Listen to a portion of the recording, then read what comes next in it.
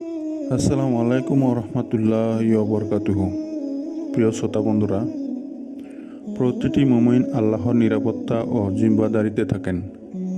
তাই সবাইকে নিরাপদ ও সুরক্ষিত থাকতে আল্লাহর কাছে দোয়া করতে হয়।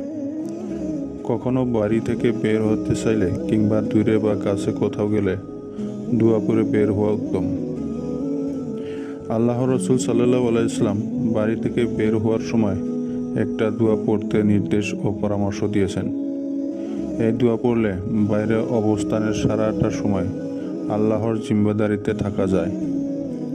সব ধরনের বিপদ আপদ ও অসুবিধা থেকে আল্লাহ তাআলা রক্ষা করেন।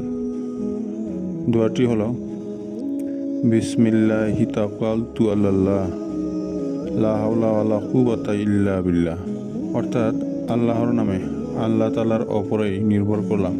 আল্লাহ তাআলার সাহায্য ছাড়া বিরত থাকা ও মঙ্গল লাভ করার শক্তি কারণেই। আনাস ইবনে মালিক রাদিয়াল্লাহু আনহু থেকে বর্ণিত আছে, তিনি বলেন, আল্লাহ রাসূল সাল্লাল্লাহু আলাইহি ওয়াসাল্লাম বলেছেন, যদি কেউ ঘর থেকে বের হওয়ার সময় বলে বিসমিল্লাহি তাওয়াক্কালতু আলাল্লাহ লা হাওলা ওয়ালা কুওয়াতা ইল্লা বিল্লাহ, তবে তাকে বলা হয় আল্লাহ তাআলারই তোমার জন্য যথেষ্ট। তুমি হেফাজত অবলম্বন করেছ অনিষ্ট থেকে, তাতে শয়তান তার থেকে দূরে সরে যায়।